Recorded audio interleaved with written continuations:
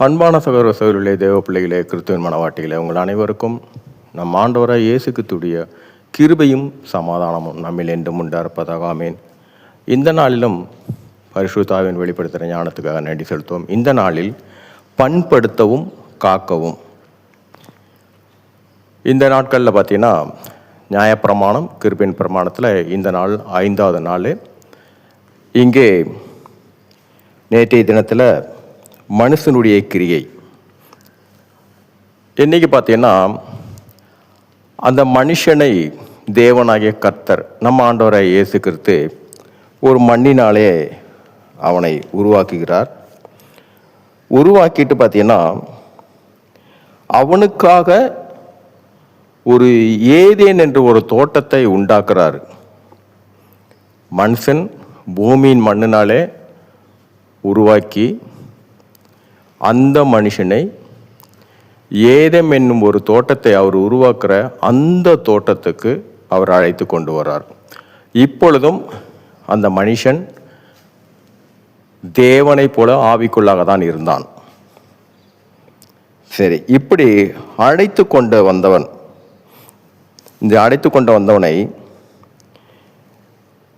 நம்ம ஆண்டவராகிய இயேசு கிறிஸ்து அவனுக்கு முதலாவது கட்டளை, முதலாக நமக்கு கட்டளை என்று உருவானதே ஆதியாகமம் 2ஆம் அதிகாரத்தில் 15ஆம் வசனம். இங்கே பார்த்தீங்கன்னா தேவனாகிய கர்த்தர், அதான் நம்ம ஆண்டவராகிய இயேசு கிறிஸ்து, மனுஷனை ஏதேன் தோட்டத்தில் அவன் காணாதது இது பரலோகம். அவன் காணாமல் தான் மண்ணினால, பூமியின் மண்ணினால உருவாக்குனாரு. ஏதேன் என்னும் ஒரு தோட்டத்தை அவனுக்கு தான் உருவாக்குனாரு. அந்த தோட்டத்துக்கு அவனை அழைத்து கொண்டு வரார். இங்கே காரியம் பார்த்தீங்கன்னா தேவனாய கர்த்தர் மனுஷனை ஏதேன் தோட்டத்தில் அழைத்து கொண்டு வந்து அதை பண்படுத்தவும் காக்கவும் வைத்தார். இந்த பண்படுத்தவும் காக்கவும் வைத்தார். இந்த பண்படுத்துதல் என்றால் சமன்படுத்துதல், செம்மைப்படுத்துதல், அதாவது ஏற்ற தாழ்வு, மேடு பள்ளம் எதுவும் இல்லாமல் செவ்வையானது, மட்டமாக ஒரே அளவாக அதை செம்மையான.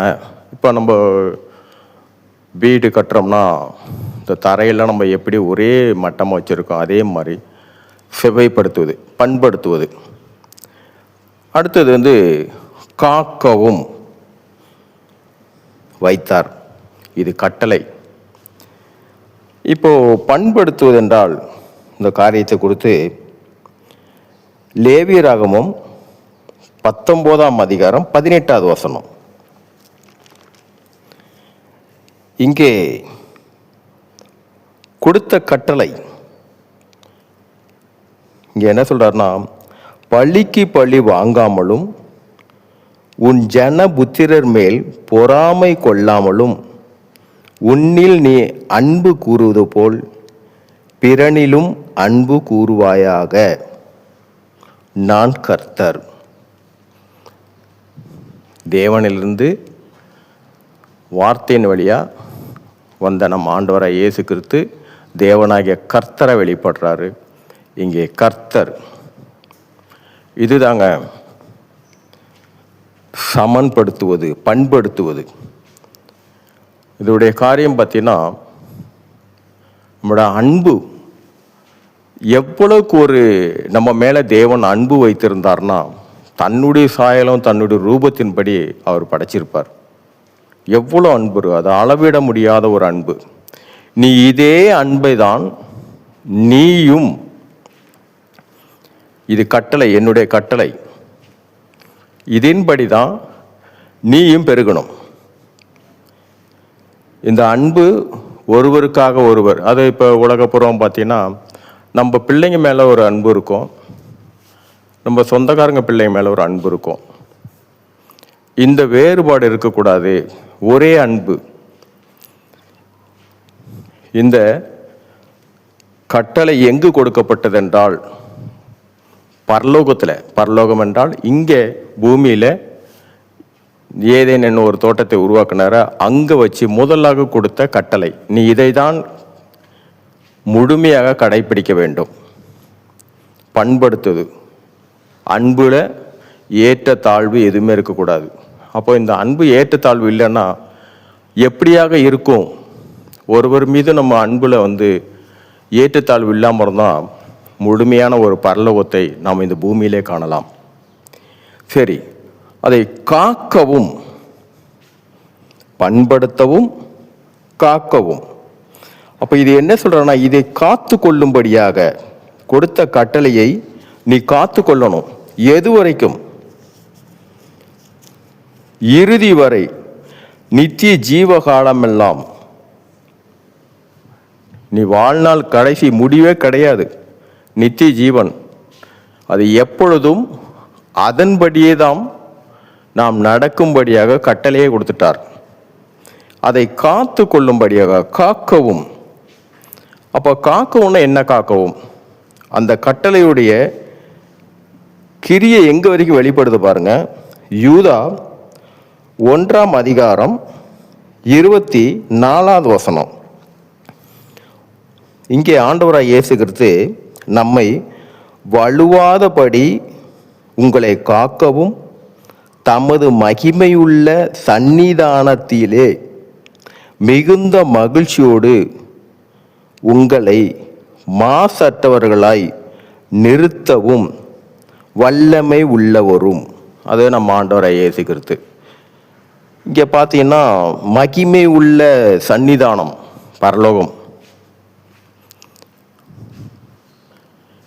எப்படியாக ஏதேன் தோட்டத்துக்குள்ள ஒரு மனுஷனை கொண்டு போய் உள்ள வைத்தாரோ, அந்த தோட்டத்துக்குள்ள வைத்தாரோ, அதுதான் இதே தான் கடைசி வரை நித்திய ஜீவகாலம் எல்லாம்.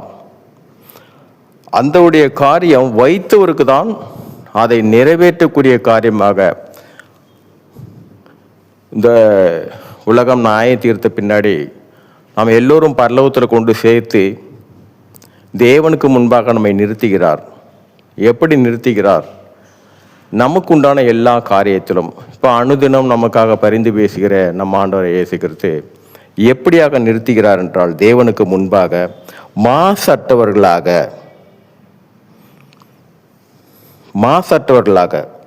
அப்போ என்ன இந்த மாசற்றவர்களாகனா, ஒரு காரியத்தில் நம்ம மீது ஒரு சிறிய துளி கூட, ஒரு பாவம் என்ற ஒரு சின்ன கரை கூட இல்லாத அளவுக்கு நம்ம ஆண்டவரை இயேசு கிறிஸ்து தேவனுக்கு முன்பாக நிறுத்துகிறோம். இது இந்த கட்டளையை தான் இங்கே கொடுக்கப்பட்ட காரியம்.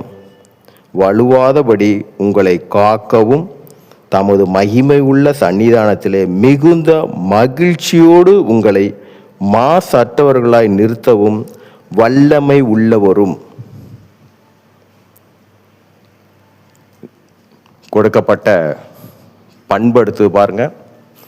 அதன்படி அந்த அன்பில் எல்லாத்துக்கும் ஆண்டவரை இயேசு கிறிஸ்து கற்பனையும் சரி, அவர் வைக்கிற காரியமே உன்னை நேசிப்பது போல் பிறரை நேசிப்பாயாக. இதுதாங்க நமக்கு கொடுத்த முதலாவது பண்படுத்தவும் காக்கவும் சொன்ன அந்த கட்டளை இதுதான். இதன்படி தான் இதை காத்து கொள்ளென்றால், நான் உனக்கு இதை கொடுத்த இந்த கட்டளையை நீ இறுதி வரை, இறுதி என்று ஒரு முடிவில்லை, நாம் இதன்படி நடக்கும்போது நித்திய ஜீவன். அவர் சொன்ன பண்படுத்தவும் காக்கவும்ன்றது அன்பு. சரி, இந்த நாளும் இதுக்குண்டான காரியத்தை ஆவியானவர் நமக்கு ஞானமாக வெளிப்படுத்தினார். நாளைய தினத்துக்குள்ள அடுத்துக்குள்ள வசனத்தை ஆவியானவர் வெளிப்படுத்துவார். விசுவாசிப்போம். எல்லாம் அவருடைய நாமத்திற்கு மகிமை உண்டாவதாக. சரி, இந்த நாளிலும் ஆவியானவர் நீர் வெளிப்படுத்தின சத்தியத்துக்காக நன்றி செலுத்துவோம். இந்த காரியத்தின் மூலம் எல்லாவற்றிலும் மூவரிலும் ஒருவருக்கு தேவனே உடைய ஒருவருடைய நாமத்துக்கு மகிமை உண்டாவதாக. ஆமென்.